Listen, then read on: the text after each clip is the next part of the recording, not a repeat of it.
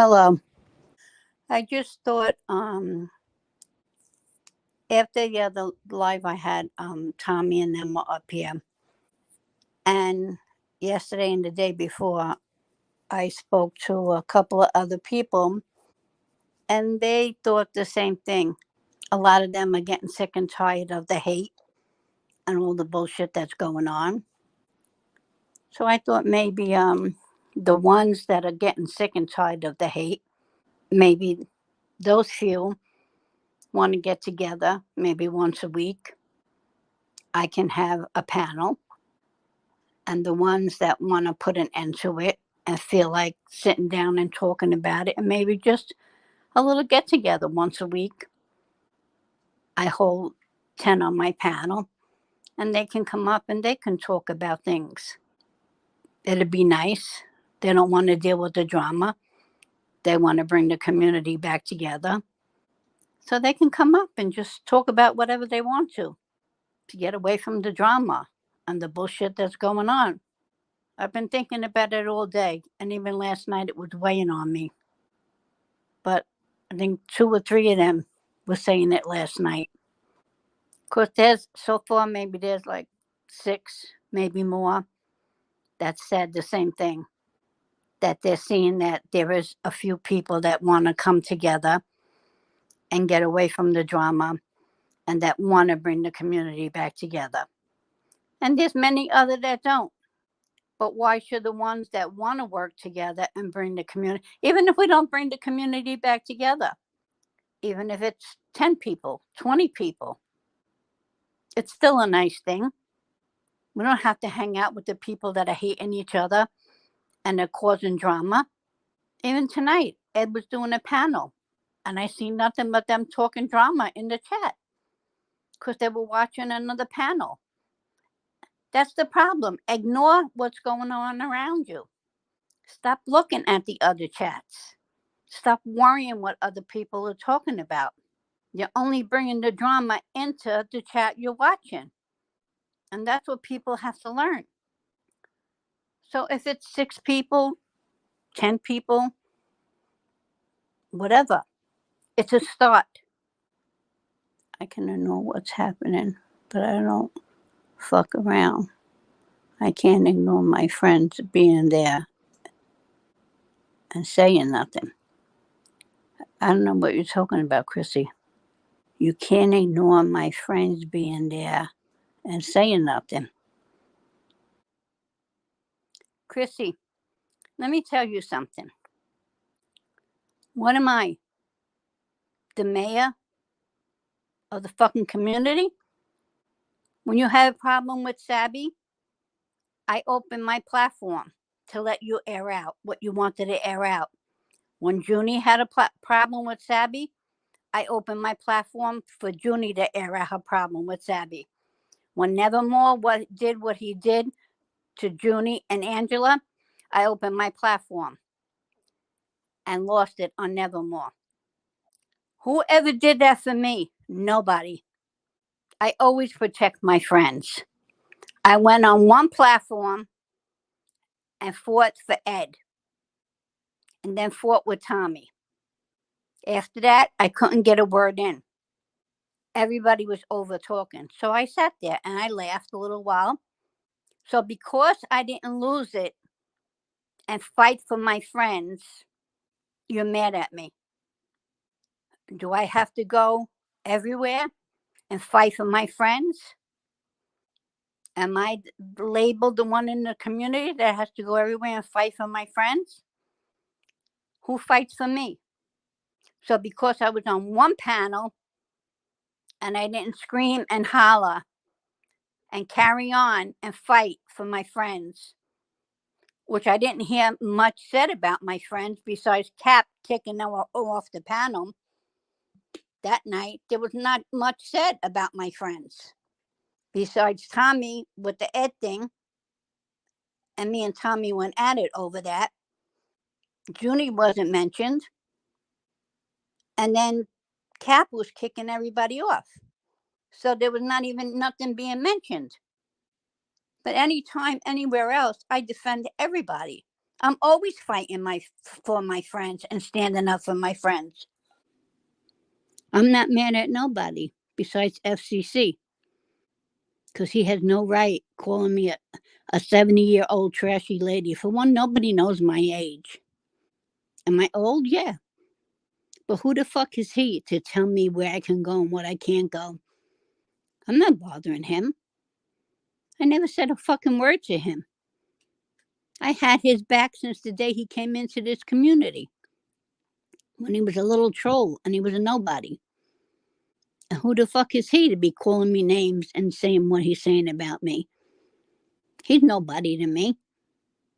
And then he's going to do a late night stream that I don't even know about. I'm sleeping. And then I get up the next day and I see it on the Moans. You want to talk to me? You reach out to me. I'll talk to you. But not when you're doing a panel and you're calling me fucking white trash and, oh, I'm Baby and Ed. He has a problem now with me and Ed. He's reaching for nothing. He's not making no sense on anything he's saying. You tell me, when did my friends ever have my back? And I'm not asking them to, because I have my own back. I always did and I always will. But it's a little ridiculous that people are mad at me because I didn't have my friends' backs. My friend wasn't being talked about. Ed was being talked about.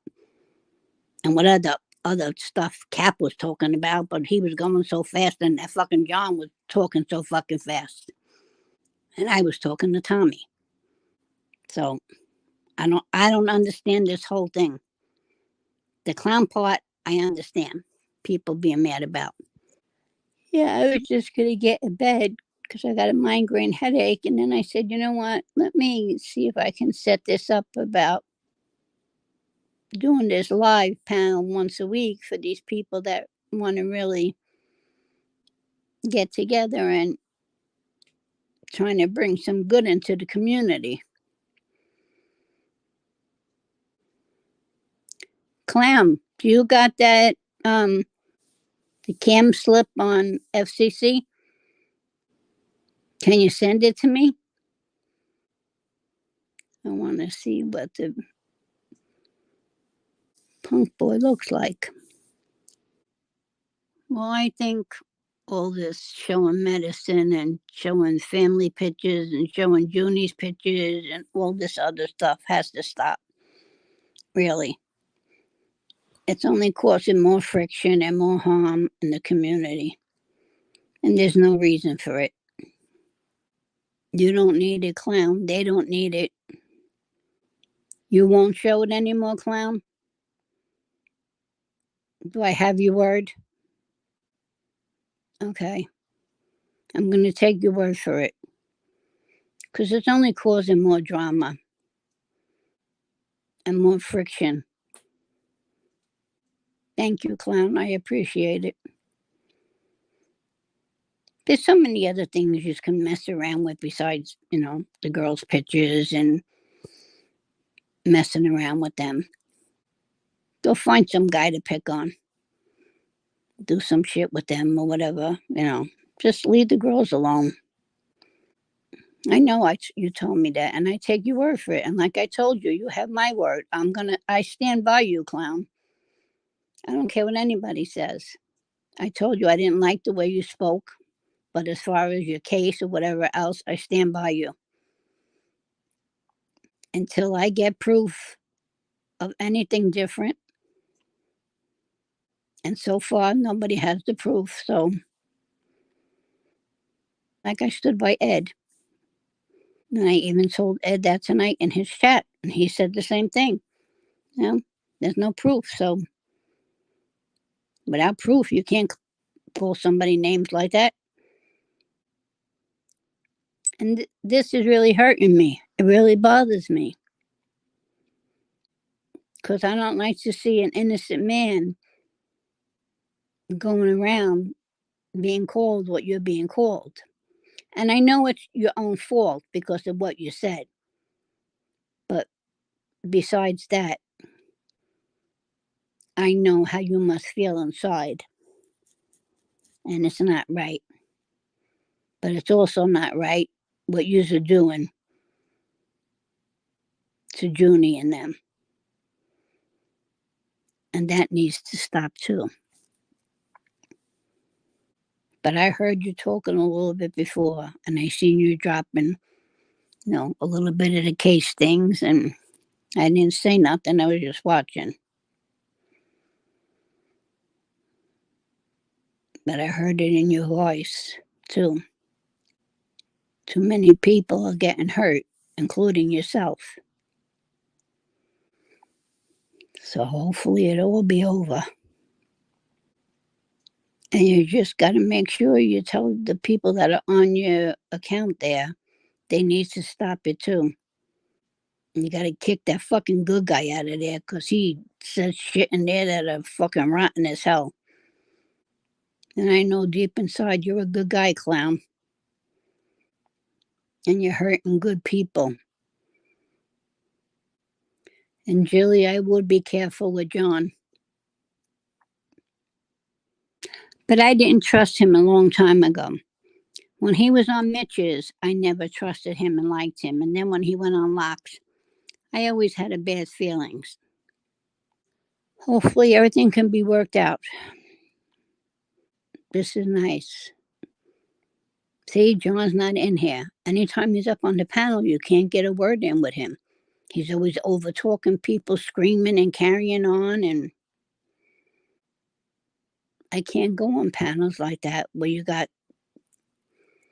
people up there that are over talking you and screaming, and John is one of them. You can't get a word in when he's up there. We're going to have a weekly meeting of people being nice to one another and staying out of the drama. I sent Mitch the link. Mitch's not around. I like Mitch. I used to scare him in the beginning, but now I like him. Remember the first time I chased him over Ed's panel? He fucking ran. I never seen it like that. It's really crazy. And it's coming down to where people are really, really hurting people, and it's too much. Now families are getting involved, and it's heartbreaking. And I was getting blamed for not saving my friends or whatever. I don't know. Well, what the fuck? I'm supposed to be a lifesaver, but I just don't like to see my friends hurt and people that I care about. So it needs to stop somehow. Eloy, that's why I'm trying to do this.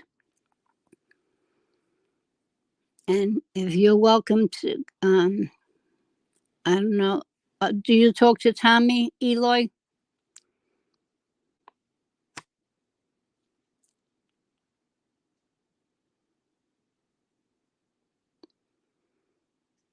I got Tommy. Well, he's not dependable, but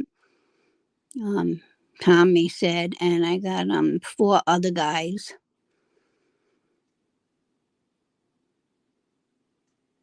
That said, they're tired of the drama. They're willing to work, to start bringing people back together. They're sick of everything that's going on.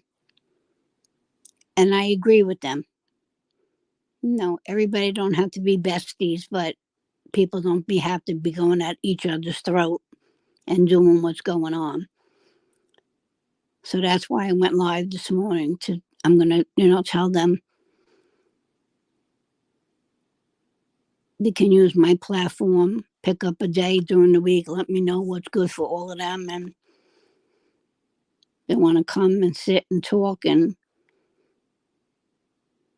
just a place for them to get away from the bullshit.